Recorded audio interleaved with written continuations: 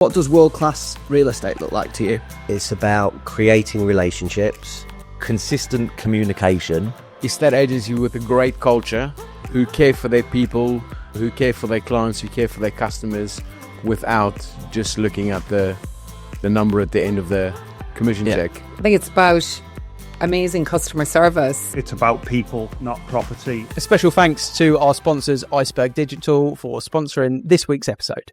Hello and welcome to another episode of the World Class Real Estate Podcast. And our book is here. Look, it has arrived. Now, when this episode goes out, because we're really organised at the moment, the book will probably have been out for a little while, but they've been in the office for a couple of days. The website's just getting set up with that. Really happy with how they look and looking forward to getting some feedback on them. And to be honest, with that book, whether you order it on the 1st of September or the 1st of April, or you're already on the waiting list at the start of the year, it actually doesn't matter because, you know, flicking through it, the value is evergreen in a lot of that book. So it's just, if you feel like your team needs a little kickstart, or you as a leader or a trainer or manager level, or, you know, whether you got one member of staff or 100, having a little bit of inspiration sometimes to train on a topic is all you need to get you going. And that's what that book's going to deliver. For, you know, for a tenner for people to have that, a couple of those with your teams, you know, whether you buy 5, whatever the size of the team is. Yeah, there's some charity donation, but Jesus, I've been speaking to people. There's so much value in that, you know, is so fair in terms of the price, but more just getting it out there for people to use. It's golden nugget. It's a one-off in the industry, right? It's a one-off. There's not a lot of one-offs. You said authentic above on your ace that you've got above your head there, and that is an authentic workbook for. Yeah, I don't think there is anything like this out there. And you said, you know, it works the way that it's been done. And I wrote this in the sort of intro. Is it suits you if you're self-employed, working by yourself, you just use it as your training guide. If you're a manager or a leader, you can use it to train the team. If you're an employee within a business, you just shape the questions slightly differently. They work for whatever you position in the agency. And something we're going to talk about with today's guests is about trying to push forward, be the best version of yourself. This book for me will really help people to do that. And it means that, you know, you can use it if you've listened to every episode. You can use it if you've never listened to an episode as well. I'm going to introduce it to the team we're going into our learnings meeting in about an hour. We're going to introduce it to the team and I'm going to say, right, you know, let's use this now on a regular basis. What can we pick? Because from my perspective, they all know about the podcast. Of course they do. Some of them listen, but not religiously. But it's a way that we can use something that they can do in their own time to improve the standards that we do at work. And it's dead easy. Listen in the car, listen on a run, whatever it might be. But the fact that you can come back to the book and have those little prompts that will make you think about it means that those chats that we've had over the 52 weeks last year and every chat that we'll have now moving forward, it means that those conversations now enable you to take action. And I think that's the key thing. I listen to a lot of podcasts in the car or when I'm out running, don't always necessarily make any notes on them. The book will allow people to do that, which I think is, you know, really quite important. Yeah, and for next year's book, today's guest will definitely be in the book for 2027 because he's full of energy. I've known Chris for quite a few years. Chris Hunt, the mental game guy. He is a Royal Marine Commando, but he's also a performance coach. He's studied various different types of psychology. He's full of energy, but more importantly, it comes with proper content, proper quality. And I think we've had a lot of estate agency chat here, and we will link it back into estate agency. But what Chris is going to bring to the show is, now that we're at this point in the year where you've had your discipline around dry Jan and you've done your dietary stuff, and now we're in the thick of it, and okay, we're now, estate agents are probably experiencing the pipeline commission of the budget hold, you know, so people are struggling a little bit with their pipelines maybe around the country, and that's frustrating when you're doing all the work but you're not getting the results at the end financially that you were hoping for. But hopefully pipelines are building now. But sometimes you need a reset. and you need to think, and you need to listen to someone that's got a different outlook on some models. Sometimes you just need a good buzz, from someone that motivates you for the day, for you to have a little bit of a turning point in your week or your month or potentially your year. And I think that's what Chris is going to bring. We've got him on because we wanted to almost deviate the conversation to a specialism in the mental game, in the mindset, in how to shift your perspective.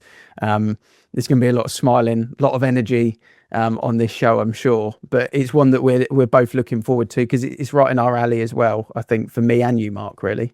Yeah, strong mindset is what it's all about. And I think with the nature of our job, it's easy to, ride the roller coaster of emotions that is estate agents. You have those lows, have those highs. That's fine. But as long as you have the mindset and you're aware of what is going on, I think this is going to be a chat that will be really valuable if you're in agency or otherwise, because I'm sure it's going to be packed full of energy and with loads of takeaways for people. So should we get Chris in? Let's do it. If you're an estate agent listening to this, I want you to think about something for a second. Are you and your team busy, or are you actually being productive?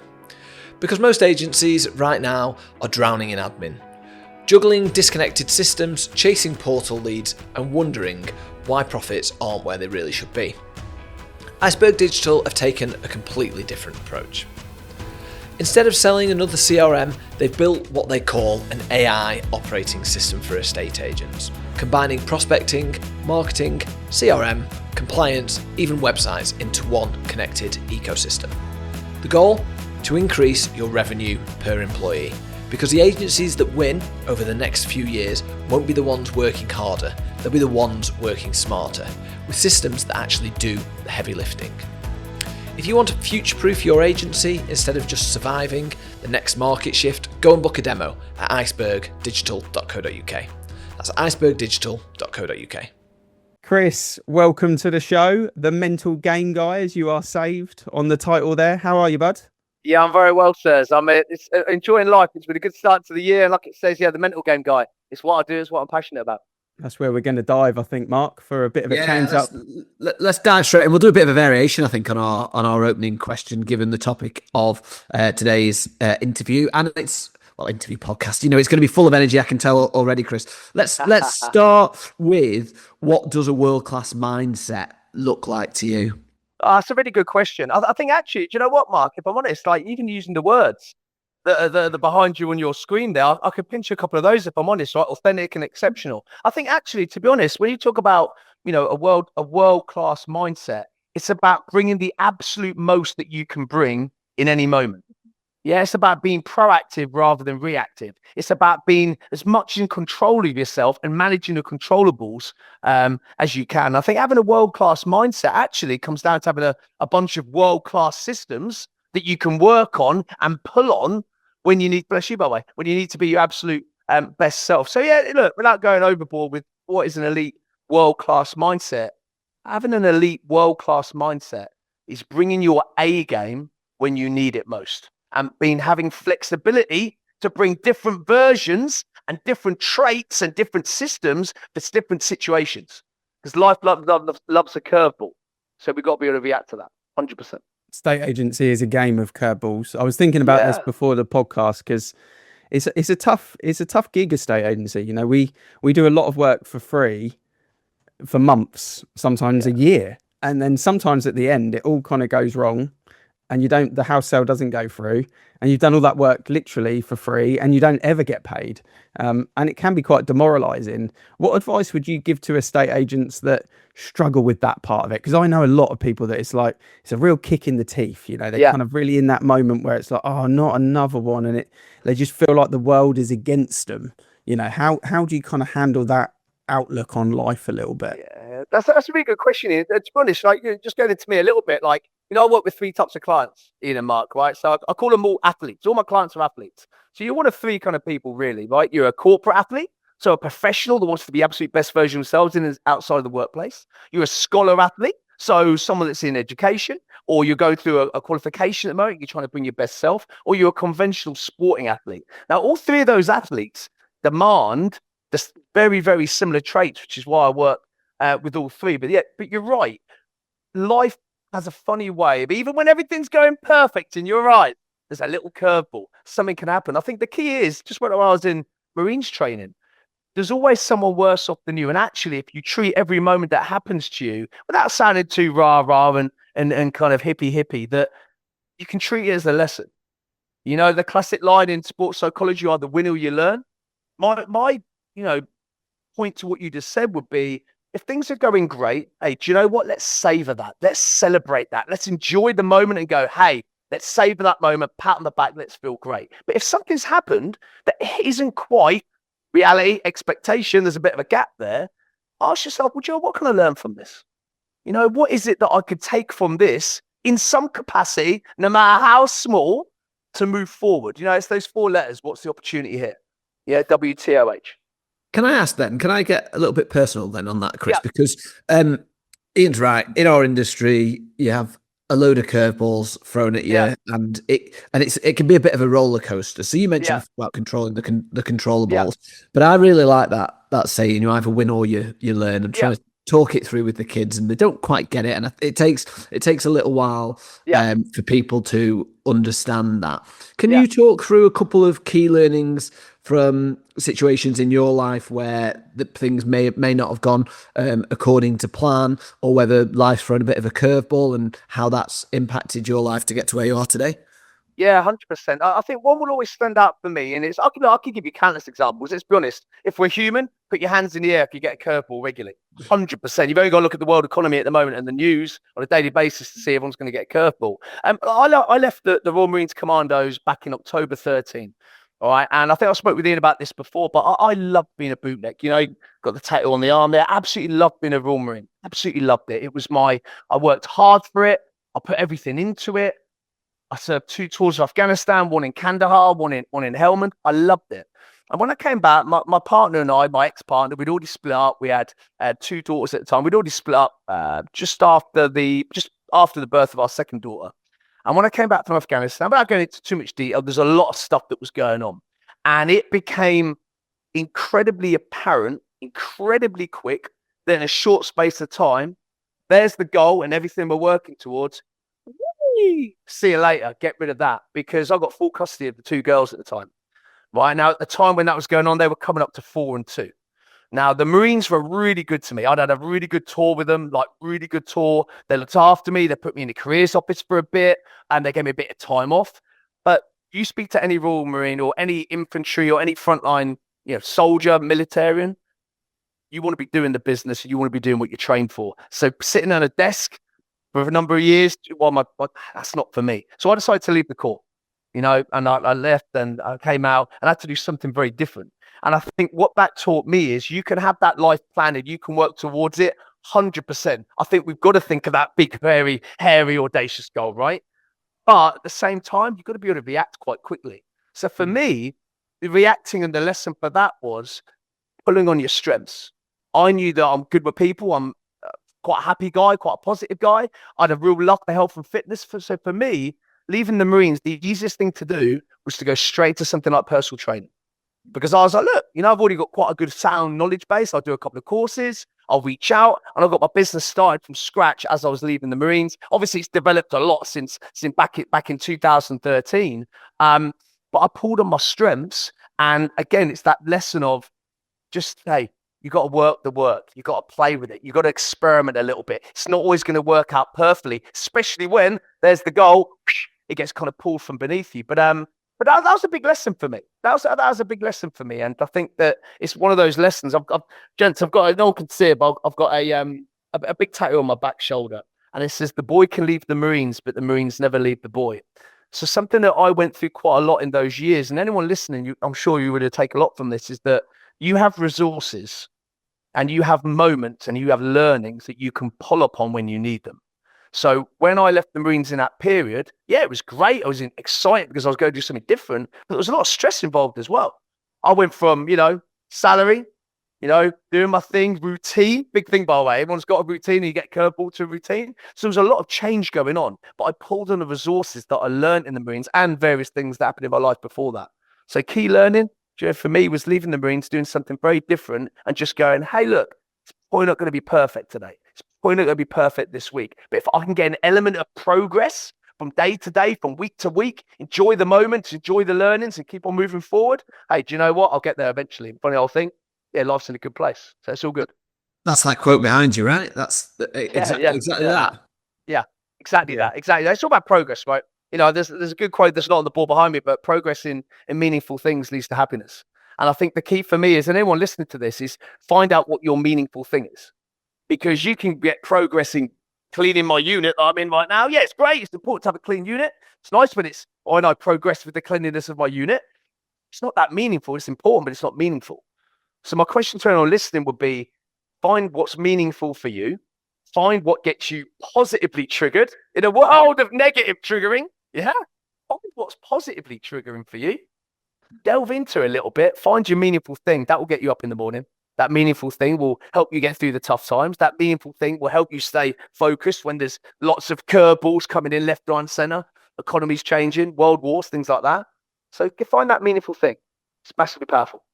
In estate agency, I'm always, obviously I've been in it for a long time, and training is something that fundamentally has become part of me, training myself and then sharing my training on myself with my team and with the people around me. But the military training fascinates me because the scale of which it happens, with the amount of people going through it and the variety of personalities, is probably the best set of process driven training that you can look at as an example. But also the result of the training is so vital for life, because if you do the training wrong, it's going to result in potential death. So the heightency of that training has got to be, you know, like the most elite out there. Any kind of takeaways that you could share from your Marine Days trainings? We've spoke about a couple of stories in the past, but I just think estate agents would get so much value from listening, and you know, some of your big takeaways, some of your moments that kind of resonate with you. Yeah, I how long have we got on this podcast, gents? I could fill this with you know, Chris's lessons from Limpston. I could easily go through it. I've got some great stories, man. For me, I'm quite proud to say, and I always put my hands up. You get some bootnicks when they leave the call. They go, "Oh yeah, training was all right. Wasn't that? It wasn't too bad." I'll put my hands up. Training was hard. You know, training was hard. Like, it's meant to be hard. You go to war. You don't want it to be soft. You know, train hard, fight easy. Slightest, they've never fight easy, but train hard. The battle then gets a little bit easier per se, but training was really hard. You know, you're cold, you're wet. I think the funny story for me, and I love telling this story because it just, when you talk about moments of, we got to own it right now because I'm going to go flipping crazy if I don't manage my emotions. I'll give you this. We got put on a mud run, right? And anyone that knows anything about Marines training, there's the estuary, Exmouth, right at the back of Limpston Commando Training Centre. There's an estuary, right? And funny old thing, water levels go up and down an estuary. So what's left when the water tide goes out is a very cold, very gritty, thick mud. It is unlike anything you've ever been in before. I promise you that. And every troop at some point gets taken out for a mud run. Anyone can run in the mud run, by the way. Fair play, I want to see it. Give me a video of you running. You ain't running in that mud run. And, you know, you're crawling in it, you're pushing logs, you're basically just doing a massive circuit. Fireman's carries, drags, sit-ups, leopard crawls, everything. Oh, bless you again, Mark. And the funny thing about, I did 2 mud runs, by the way. Most troops get 1. Every troop's harder than every other troop, by the way. Obviously, my troop was the hardest ever in Marines training, but we got 2 mud runs, and we came back off one of them, and you're in a bad way after you're cold, you're wet, you just want to get back in your pit. Anyway, we had an inspection in the morning, first thing in the morning, so they get you in, you've got to get all your kit cleaned, try and get some sleep. You've got an inspection in the morning. But what our training team thought would be a really great idea, really fun idea, was to get us to stand in the middle of the block, take off our coats, and windmill the coats above our heads. So now, not only have you got to clean all your gear, you've got to make sure that building is spick-span clean, right? So bit by bit, you're working out in your mind, hang on, I've got about 4 hours to inspect. So that's okay, clean my kit an hour. Oh no. All of a sudden it dawns on you, hey, look, you ain't getting no sleep tonight, my friend. So it's almost like that kind of, that ability to go, right, what needs to happen right now? It's about efficiency. Let's get this flipping block cleaned, get your kit cleaned, and try and get that little bit of sleep. Because I don't know about you, gents, but for me, something that I've appreciated a lot in the last few years, definitely now I'm in my 40s, is the power of that R in what I call the mastery models, rest and recovery. You know, your battery, your charge. So that's probably one thing that always puts a smile on my face. I think just the fact of going up big hills, big mountains with a lot of weight, knowing that it's hard, it's tough, but what is at the end of that journey at some point in the 32 weeks, wherever it is now, I think they've changed it now. I've added a few more weeks of kind of pre-training in there, but is your green beret. You know, and again, it comes back to what we said about being meaningful, gents, right? Like it's what is meaningful for you at that time in my life. That beret was everything. I wanted it. I trained for it. And I do believe everything happens for a reason, by the way. You know, I remember when I was up, finished university, was working. I was doing all right. It was a sales job in an office environment. Wasn't quite for me. I thought I want something different. If you remember back in, when I first would have started looking, end of 2006, there was an amazing program called Commandos on the Front Line. It was a documentary and that was there at the time. And I was a bit like, Marines, Paris, boom, that comes on. That isn't a coincidence. Life went, here you go, have a bit of this, see what you think about it. And then, train for it. But loads of stories. I think the mud run will always be one for me. But I just, training is just incredible, gents. Even that happened for me. I left October 13. What's this? It's going to be 13 years this year. That's even mind-boggling itself. I've been showing quite a lot of photos recently, actually, of insights and images from my time in the Marines. But it was so long ago. But in training, you're never an A. When I talk about A, by the way, ABC days. Yeah, A day, you're on fire. Like right now, I don't know about you boys, I feel on fire. So it's like an A day. I'm prepped for today. I'm excited. I'm energized. You've got your B days. It's okay. It's not too bad. A couple of curveballs, maybe one of your kids maybe wake you up during the night. And then you've got the C day. A couple of kids still in the house. Loads of stuff going on, curveballs. You are never an A day in Limpston. It's impossible. You can't have an A day. You're depleted, you're cold, you're wet. So you just got to try and roll with it a little bit and make sure you muster everyone that's close to you together to stay tight. That's the point of Marines training. It's to encourage cohesion, wheedle out the people that haven't quite got it, but encourage tightness. And I think if you can do that in the corporate landscape, beautiful stuff's going to happen for you in 2026. And do you think we talk about team, we talk about estate agents. Typically, estate agents are a team in some sort of version. Yeah, for sure. My model is a little bit different, but they've still got a team around them. Each agent, whether they're on their own or not. I mean, you work on your own, but you've got a team of contacts around you. What's the most important thing in that scenario, do you think? Is it when you're going through life, what you mentioned you're in your 40s, myself as well, having the core team around you, or having the ability to shift that almost mindset from, I'm having a C day, how do I get myself to a B day? Is one more important than the other, or do they both kind of work in unison, would you say? I think first of all, you got to have the right people in your team. If it doesn't matter, we're talking about sport, business, life, whatever, the Marines, if you have not got the right people, you may be successful, but will you be happy, successful, and progressive is another question. The key is having the right culture.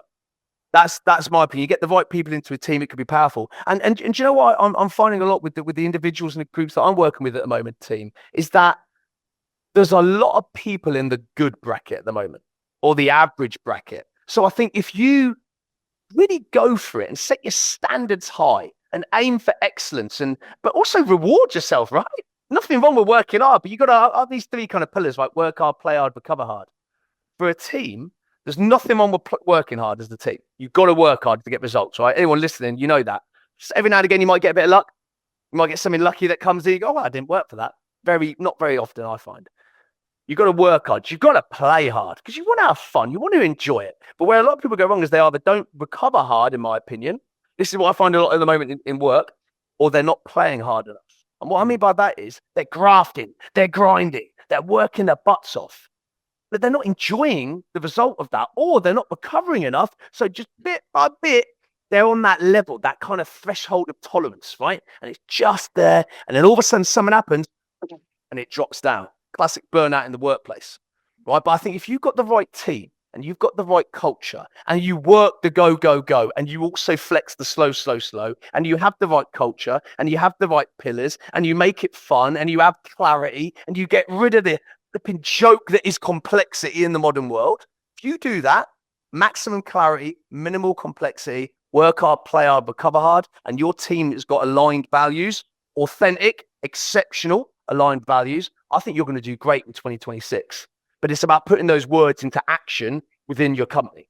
Anyone can talk the talk, right? It's about having time to go through that stuff as a group of people and have been open to suggestions. You do that, I think you're going to be great in 2026 and beyond. And how do you get that more than just words on a wall with your clients that you work with? What advice can you give people? Because culture, we talked about culture a lot on this show. It's been discussed more in our industry over the last 18 months than probably the last 18 years. I would hazard a guess. Yeah. But how do you get it meaningful? How do you get it more than just the words on the wall, or the values that you talk about and then never actually use? Yeah. Rather than doing it any day or someday, scheduling time to work on that stuff. So for me, I a lot of the clients I work with, we do something called the what, how. Yeah, and by the way, I'd encourage anyone to be doing this on a weekly basis. What went well? What would you like to do better? How can I go about doing that? Now, for a team, the key is to do the I and the we. What went well for me this week individually? What would I like to do better? How could I go about doing that? But bring it in as a team, as a culture. Share it as a team every Friday. End the week and start the week with you what, how. What went well for us this week? Let's all pick something. Let's go through it. Obviously within your key metrics and KPIs, right? Yeah. What would we like to do better next week? So now you've got the great. We've already rewarded ourselves. Brilliant. We've done great. Excellent. Start with the positive lens. You've then done what we'd like to do better. And then the most important bit is then the how. So rather than it just being words, you then go, well, what would we like to do better? Do you know what we'd like to add? Hypotheticals we just spoke about. Have a bit more fun as a group next week. What could you do? The how becomes a slot in the diary next week, Thursday afternoon, 2 till 4. We're going to go to, I live in Wokingham, Den 42 as a team. And we're going to play a bit of shuffleboard, for example. It's the what, the how. And by the way, a real good quote to use, by the way, this, I love sharing this with teams. If it is to be, it is up to me. But for teams, if it is to be, it is up to we.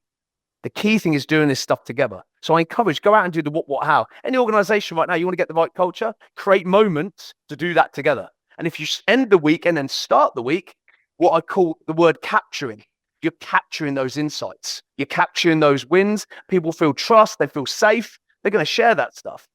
And if you start the week and end the week, for me, that is an absolute game changer for culture. Because it gets people talking. It becomes part of your vocabulary. And if you've got the vocabulary for success and tightness and cohesion and fun and respect and trust and love for each other, again, I've said it a lot, you're going to have a great 2026 and beyond.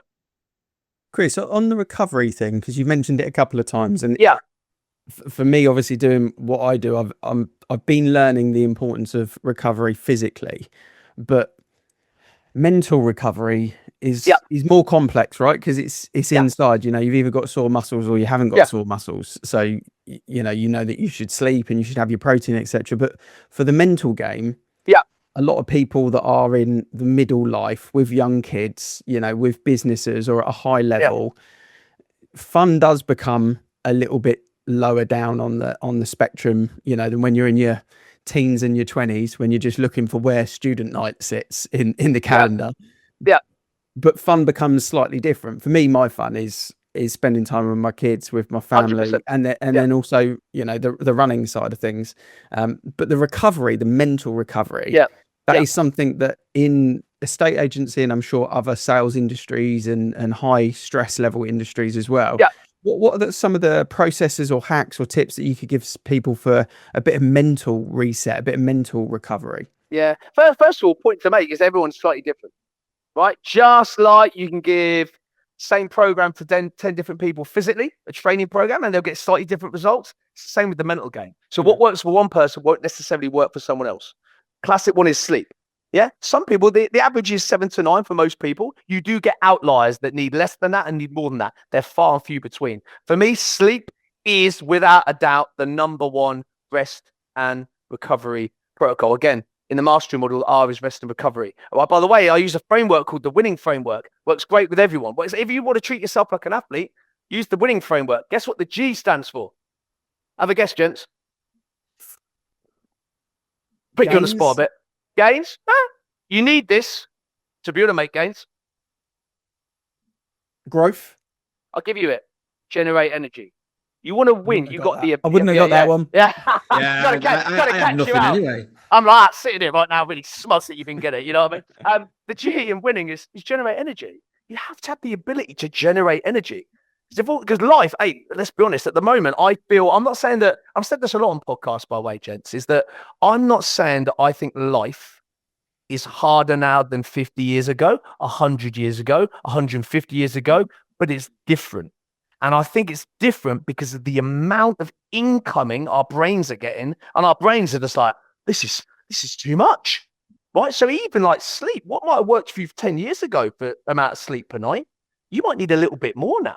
So I think life is withdrawing energy and resources from you. So if you don't have a deposit protocol, then you are missing a trick. Again, sleep for me is the big one. I think the example I like to use, gents, is, and for anyone listening, again, treat yourself like an athlete. Treat yourself like an F1 team. Okay, treat yourself like an F1 team. In some sports, you don't need a pit stop. I work with loads of motorsport athletes, by the way. In some sports, you don't need a pit stop to win a race. But in F1, you have to have a pit stop. It is an impossible, it's an impossibility to win a race without a pit stop. We are the same. So what does your pit stop look like? What is on your pit stop team? You're looking at a Formula One race, you've got the guys on the wheels, the engine, the driver, the data. Your team will look like habits and choices probably. Yeah, it might be sleep. It might be nutrition. It might be doing things for fun. I was out with, quite a funny story actually, gents. I was out in Munich last weekend. We do this thing with our mates, and we've been friends since, some of us longer, but the average group since year 7 of school. So I told everyone my age now, I'm going to be 43 this year. Kind of like 32 years nearly, we've all been friends. So we do it every year, same weekend, same amount of money, two of the lads organise it. And there's a little bit of drinking, there's that kind of culture in it. But do you know what? There's culture as well. We go to different countries. That for me is a deposit. Yeah. I come back from that. Obviously, it's been arranged with my wife, my family. We do it every week. I come back. I feel great. I've had interaction. I've had social time. I've had talk. I've had laughs. I come back. That's a deposit. But this is another this conversation with a few of my friends whilst we're there. If, like some people treat a summer holiday, you believe that that is all you need for your deposit year on year, you are going to burn out. That one weekend, that one summer holiday, that 2 weeks off at Christmas is not enough. We need to be doing it more regularly. But the key is going to experiment. Sleep, good food, movement, right? Having fun, go out, having fun, being silly.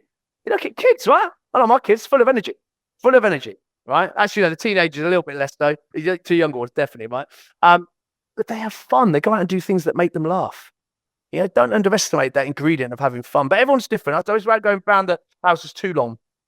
Find what works for you. Go out and experiment and do some stuff. But to flex the deposit protocol, just like your energy levels, your being, your life force, your vitality, it's never stagnant, right? There's no problem with withdrawals, just like in a bank account, right? No problem with withdrawing money. Of course there's not. You need money to buy things. But if all you're doing is withdrawing and you are never depositing, at some point you're going to get a call from the bank manager, right? Same with business. So you've got to find ways of depositing energy. Right, same with exercise. Ian, you mentioned training earlier. Like, I love exercise, but not all exercise has to be some big withdrawal. Deposit yoga, swim, go for a walk, go for a light jog with friends, find different ways of moving. I've got a couple of, can you believe it, gaming clients, right? Gaming athletes, right? So their type of recovery, they are like high-end top gamers, right? Really good at what they do. But they're intense. Like, these games are crazy. Like, honestly, ignore a gym workout for an hour. These boys and girls, they're burning calories for fun. So for them, their rest and recovery is like playing a game where they could switch off from the intensity and just play a game like a kind of where they could just pick up and leave it. I can't remember the name one of my clients used last week, the specific game that he likes to play. The whole point of that game is he can just pick it up for 5 minutes and then not play again for like a couple of weeks, for example. It allows him to switch off. Find your switch off protocol. Find out, look for your deposits. For me, for all clients, sleep, good nutrition, a good morning and evening routine, and find ways of having fun. And by the way, don't be reactive. If it's, I'll wait for that to happen, I'll try and make the time for fun. Okay, there might need to be a sacrifice, but it's worth it because you've got less chance of burning out. It's funny what you say on the depository thing makes a lot of sense. And the game as well, I try now to have some sort of trip away or holiday if I can once every 3 or 4 months, because it's in the diary, and we try and book our holidays now 10 months in advance. One, because it's good for diary planning, and it's something to really, really look forward to. And also, it's normally the cheapest price that it's going to be if you book it in advance as well, which always helps. But it's funny what you just said about the trigger there. It made me think. One of the things about getting on the plane that I love is the fact that there is no Wi-Fi.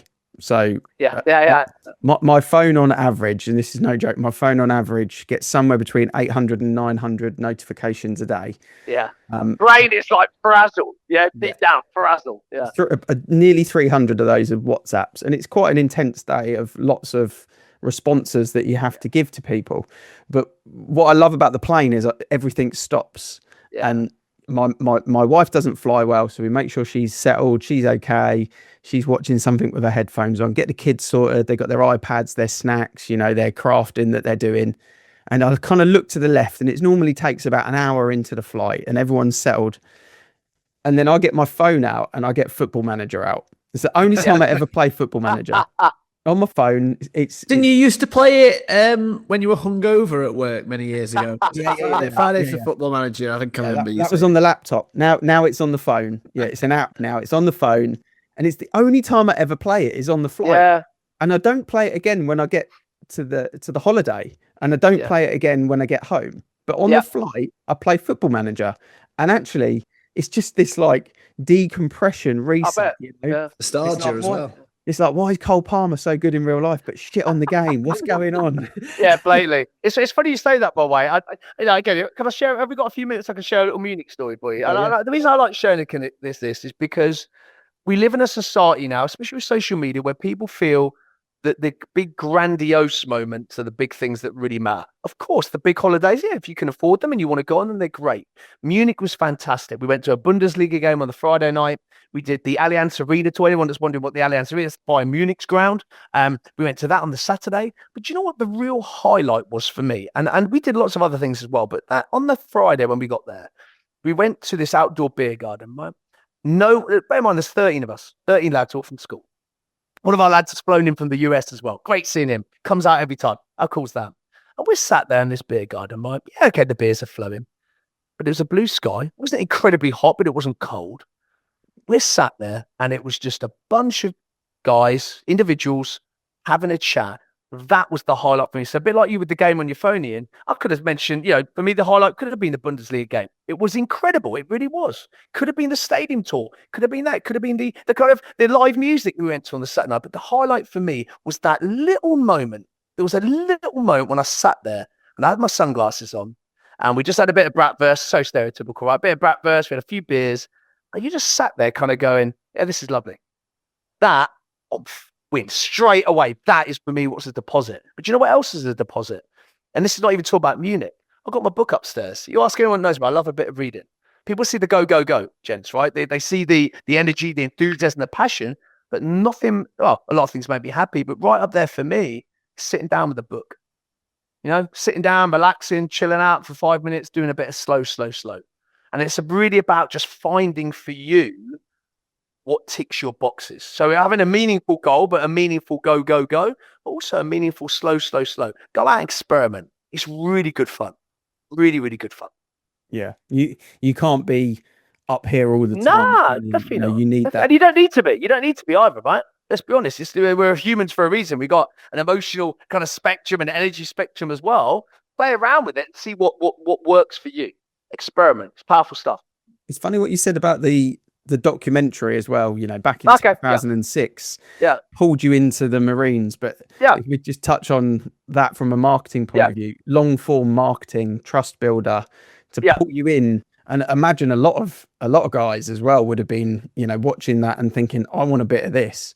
Shows how ahead of the curve they were when long form content wasn't really a thing back then, to actually use it as a marketing tool to bring people in. And that's something that from this podcast, I'm thinking, that's shows the power of a story, right? A good story told well, is very, very powerful. I love that trip that you do with the guys, that's a great way to do it. But just for the record, if anyone listens, sorry to interrupt here. And I always like to bring this up because it's important. We went on one trip to Manchester a couple of years ago, and two of our lads didn't drink a drop of alcohol. Doesn't have to be alcohol focused. Yes, okay, we had beers in Munich, but it's not You can only come if you drink. But you don't have to drink to have fun. Yeah, there's alcohol involved, but our two lads that came to Manchester, they had various things going at the time. They're like, yeah, I'm not going to drink for a few days. Hey, you do you. That's all good. You know, it's a good trip, and it's a deposit for the soul. It's a deposit for the soul. I love that idea of the deposit and the withdrawals and all of that. And I think when I've, had those moments that you talked about there in Munich, just that moment of appreciation of where you are and how you're enjoying yourself. I think sometimes when you're in, as you call it, in, corporate sport, and you're running and running, and you've got the family and all of that, you don't necessarily realize maybe how your energy levels are depleting, and that can lead to burnout until you get those moments of appreciation like that. And you just, those little ticks in the boxes. What you've talked about here with the lads as your deposit is a routine and a habit that's now been developed over many, many years. Just before we go, can I just ask any tips that you've got for people who maybe haven't got the best routine? You mentioned the importance of a morning and an evening routine, and obviously that leads into your sleep as well. So what tips would you give people who haven't maybe decided what their morning routine would be, so that they can keep those deposits and keep their energy levels there? Hey, stay off social media. Don't compare. That would be my one. Whatever you see on social media, it's always an exaggerated version anyway, right? And but I think what you got to do, you got to find out what your point A is. Start where you're starting at. Everyone starts at different points, so different morning routines. Some people, if they want to get up at 4:30 in the morning and do an ice bath and walk on, the grass barefoot, hey, you do that. That is great. But you might find that for you, just getting up 10 minutes earlier, not rushing, right? Waking up and starting the day with a bit of, this is different. I'm not rushing around for once. That might be the best thing you can do for your morning routine. For me, I always like to go, I know Ian has heard me share this before, success leaves clues. And in a world where we don't communicate well enough, be direct. You look at business, for example. How effective can a bit of direct marketing be at various times for different businesses? Well, apply that with conversation. There is someone that has a trait, a vibration, is an example. So you go, do you know what? They've got it going on. They always seem like be happy, or they've got energy, or they maybe get to the gym 4 times a week, or whatever it might be. Ask them. If you want me asking, people love a little bit of massage of the ego as well. Ask them. Do you want me asking? Even in the gym, you see someone that's Mr. or Mrs. Consistency. Ask them, what's your routine? How do you do that? What works for you? Learn from them. Clone it a little bit. Then try it again. It might work for you. It might not. But success leaves clues. But I think for me, it's definitely about having a framework. Again, we haven't covered it too much today, but if you want to just get started and you want 7 areas to work on, just think of the word mastery. You like you got the ACE there, by the way. I like the words awareness, choices, execution. That's my ACE model. Yeah, awareness, choices, execution. Another good one, if you want to feel happier instantly, just remember the words ACE again. Acting changes everything. Act happy for a minute, you'll become a little bit happier. All right, but the mastery model, morning routines is M. A is acknowledge that diet is key. S is state of mind. T is training and movement. E is your environment you spend time in. R is rest and recovery. And Y is the U. We've kind of covered all of those areas a little bit in today's chat. Start there and ask yourself, what could I do in this area, in one of these areas, or 2 or 3, that would really set me up for success? And coming back to what you said about morning routines, Mark, for me, the whole point of a morning routine is to give you the day that you want, right? So if your day needs focus, productivity, results, it might be that you do something more to be very organized and structured. If your day needs you to be calm, you're going to have a day where there's a lot of curveballs coming in. You want to be calm, what could you do? Bit of breath work, bit of meditation, maybe go for a walk, maybe watch something relaxing, maybe listen to some relaxing music. So ask yourself, what is the day that I want? And then create your routine to back that up. So it takes you, again, using the M word, it becomes meaningful for you. But start with where you're at. That'd be my advice. It's great advice. It's a great way to kind of summarize the pod. I think there's a lot of value, and I think for estate agents, we mention world class as our kind of opening question. It's the title of the podcast, but actually, if you think of how to master estate agency, it goes back to the you in mastery. It's you. Yeah. It isn't. You can't master the industry. You have to master yourself. You're part of that. Is the industry part of you becomes estate agency, but it isn't. It isn't all of you. Like with you, you said you can take the boy out of the Marines, but you can't take the Marine out of the boy. But yeah, it's part of you. It isn't you. You know, you are Chris Hunt, you are the mental game guy. That's but deep down, you're also the guy that reads the book and loves taking the kids to school in the morning and having a chinwag with them rather than putting on K-pop Demon Hunters tunes or whatever it may be. Hey, love a little bit of K-pop. Everyone loves a bit of K-pop. That's fantastic. Number 2 is coming out, is what my Grace tells me. So it's good stuff. No, really appreciate you coming on, mate. There's so much good value there. I think shared it for our industry, Mark. It's something that we don't talk about enough, and working on that mental game is such a powerful thing that gets good results, I think, doesn't it? Yeah, really appreciate you coming on, Chris. I think that people have got.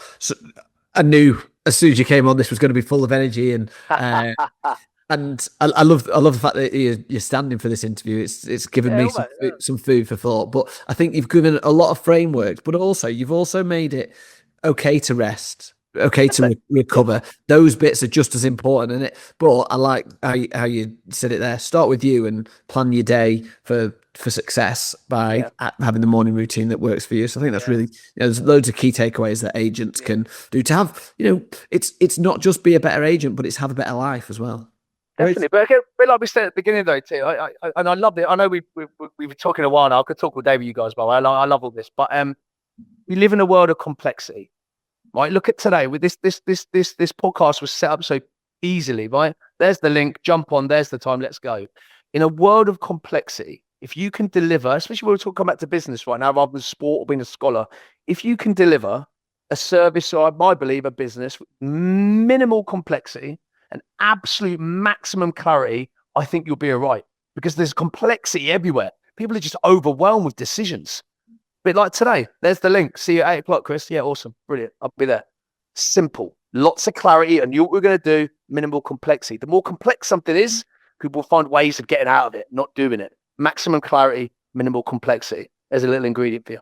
Yeah, I love that. And for people listening, if they want to get in contact with you, what's the simplest way to get in contact with you? Because I know you love going into businesses, getting face to face with people. If a business needs a bit of uplift, and I've had Chris in the room with 30 odd avocados, good fun.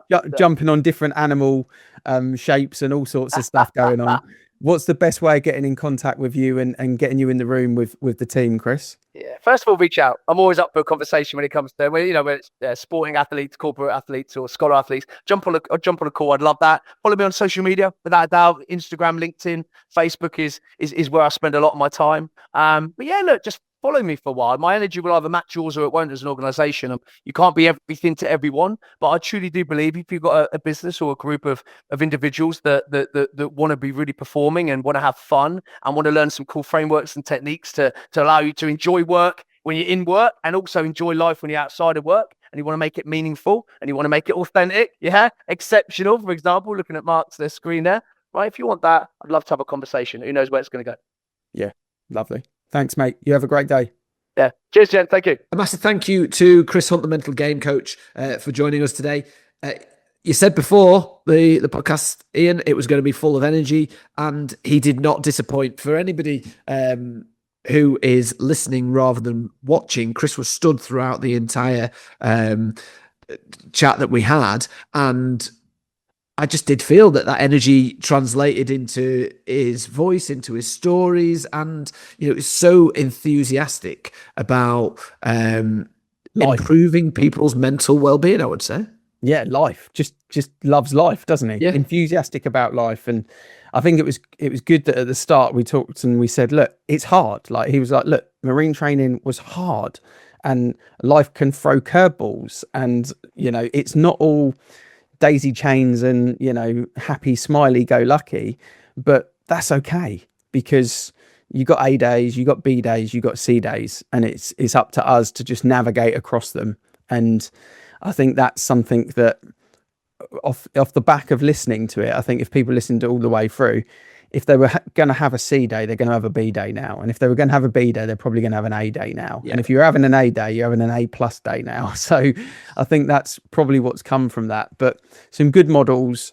I mean, Chris has got stories for days around, kind of the marine side of things. He's so passionate about it. But I do, like I said on the podcast, I do think there's so much that we can take for training leadership teams processes, habits from military training, which is why I always find it so fascinating that we can bring into a state agency, because it's simple. A state agency, it is processes, it is consistency, it is discipline, it's doing the right thing.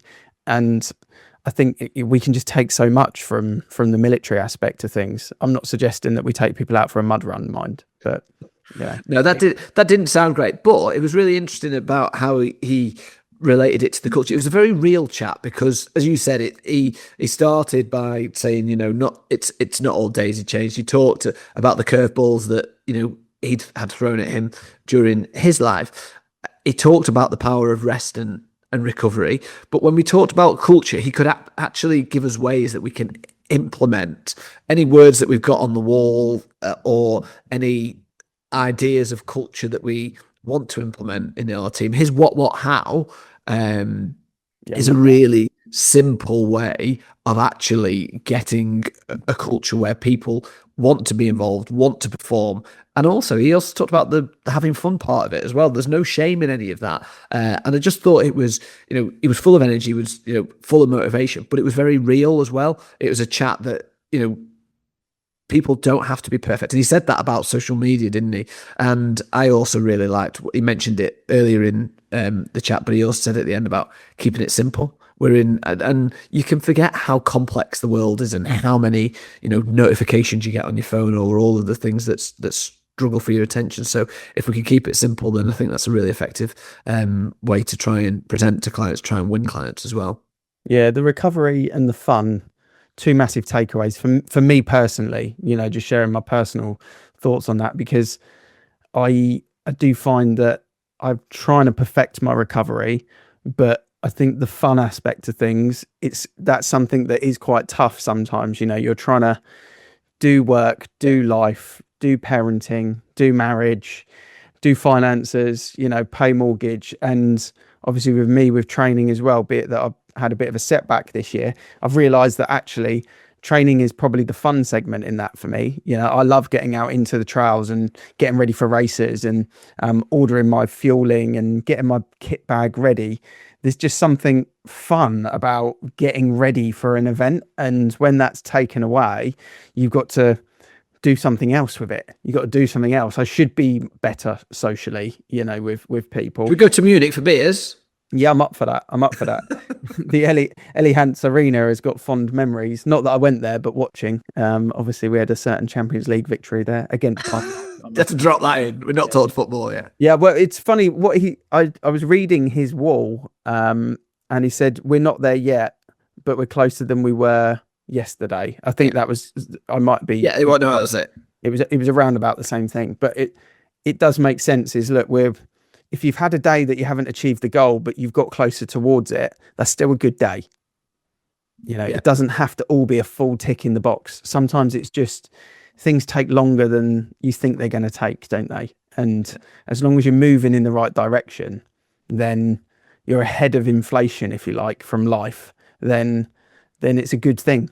So a lot of good takeaways, I think, for people on that. Really, really enjoyed it. I've had Chris in the room with the Avocado squad twice actually now, and they've never been disappointed. So if you do want to book Chris in for a day or in for a session, get your earplugs ready, and he will motivate your team. But they'll leave with actionable takeaways. It's not just a day's motivation. It's proper takeaways that you'll get from it. So yeah, it's definitely something that I would suggest for the leaders out there, I would say too.